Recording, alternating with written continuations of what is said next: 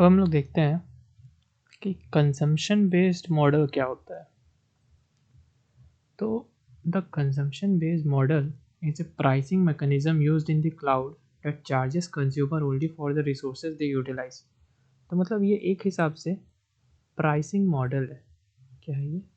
एक pricing model है, ठीक है। ये एक हिसाब से प्राइसिंग मॉडल है। इस मॉडल के हिसाब से हम लोग पैसे चार्ज करते हैं। तो ये कौन सा मॉडल यूज़ करता है? क्लाउड कंप्यूटिंग या AZ900 कंजम्पशन बेस्ड मॉडल। इसका मतलब इससे क्या होता है कि जो भी चीज़ें हम लोग यूज़ कर रहे हैं केवल उसी का पैसा देना है, उसके अलावा हम लोग को नहीं देना है, ठीक है। मतलब there are no related upfront costs as there are no wasted resources, so there are no cost for unused resources. मतलब कोई भी रिसोर्सेज है जो कि अनयूज्ड है तो उसका पैसा हम लोग को नहीं देना होता है। लेकिन जो अनयूज्ड वर्ड है इसका अपना अपना मीनिंग है। जैसे कि ब्लॉब स्टोरेज की बात कर लें, ये एक सर्विस होता है AZ900 में। अगर ब्लॉब स्टोरेज बहुत दिनों से डेटा को होल्ड किए हुए है, ठीक है, अगर ब्लॉब स्टोरेज बहुत दिनों से डेटा को होल्ड किए हुए है, ठीक है, तो ऐसा माना जाएगा कि ये स्टोरेज कंज्यूम कर रहा है, चाहे उस डेटा को हम लोग रिट्रीव कर रहे हो या ना कर रहे हो, लेकिन ऐसा माना जाएगा कि ये स्टोरेज को कंज्यूम कर रहा है।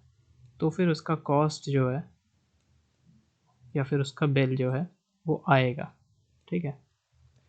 अच्छा, और जैसे कोई वर्चुअल मशीन रन कर रही है, उसको CPU या मेमोरी या फिर अदर रिसोर्सेज की ज़रूरत है, लेकिन ऑल्दो वहाँ पे कोई ट्रैफिक नहीं है, तो लेकिन फिर भी वर्चुअल मशीन, क्योंकि वर्चुअल मशीन को CPU की ज़रूरत है, ठीक है, क्योंकि वर्चुअल मशीन को मेमोरी की ज़रूरत है, ठीक है, और क्योंकि वर्चुअल मशीन को VNet के अंदर रहने की ज़रूरत है, नेटवर्क की, ठीक है। तो चाहे ट्रैफिक हो या ना हो, चाहे चीज़ें हो या ना हो, इन सब का कॉस्ट जो है वो लगेगा, ठीक है। इन सब का कॉस्ट जो है हम लोग को लगेगा। तो यही बात है, अनयूज्ड का अपना एक मीनिंग होता है, ठीक है। अच्छा, कब नहीं लगता इस चीज़ में?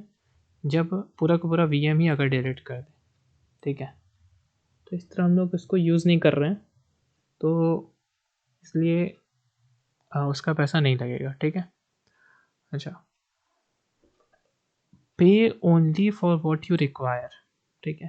मतलब अगर हमें एक VM की ज़रूरत है तो हम बस एक VM ही यूज़ करेंगे और केवल इसी का पैसा देना है, बाकियों से हमें मतलब नहीं है, ठीक है। अब जैसे हम लोग 1 घंटा VM यूज़ किए और उसके बाद हमारा काम हो गया, तो VM को हम लोगों ने डिलीट कर दिया, ठीक है। तो वही लिखा है कि तो केवल 1 घंटे के लिए ही पैसा लगेगा। तो मतलब stop paying if you don't have to. जब तक से आपको पे करना है तब तक के लिए यूज़ करिए और उसके बाद अपनी चीज़ें डिलीट कर दीजिए और आपको पे नहीं करना है, ठीक है। यहाँ पे एक नोट में देख लेते हैं क्या लिखा है। Consumption is a virtual statistic that calculates how much each azure resource और सर्विस वॉज कंज्यूम्ड, ठीक है। कंजम्पशन मतलब क्या हो गया? ये एक स्टैटिस्टिक है, कैलकुलेटिव समझ सकते हैं, कैलकुलेटिव टर्म है कंजम्पशन, जो ये मेज़र करता है कि हम लोगों ने उस पर्टिकुलर रिसोर्स को कितना कंज्यूम किया, ठीक है। Each service includes a variety of minor indicators, ठीक है। मतलब कोई भी रिसोर्स है तो उनके अपने अपने इंडिकेटर्स होते हैं जिनके हिसाब से हमें पता चलता है कि हाँ ये रिसोर्स यूज़ हो रहा है या नहीं हो रहा है। वो कई हो सकते हैं, जैसे वर्चुअल नेटवर्क के केस में कुछ इंडिकेटर होते हैं, जैसे इग्रेस और इनग्रेस होता है, ठीक है। इग्रेस और इनग्रेस होता है वर्चुअल नेटवर्क के केस में, कितना डेटा अपलोड हो रहा है या डाउनलोड हो रहा है। तो यही चीज़ें हैं कि इससे पता चल जाता है, इसी की बात हो रही है। ये माइनर इंडिकेटर्स हैं that measure the use in order to provide the best pricing model available.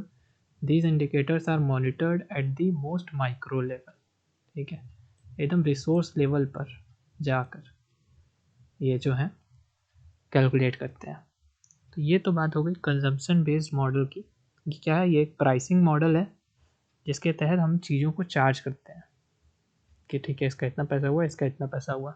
इसमें बेसिकली क्या होता है, कोई भी अपफ्रंट कॉस्ट नहीं होता है, हम बस उसी के लिए पे करते हैं जो भी हम लोग यूज़ करते हैं।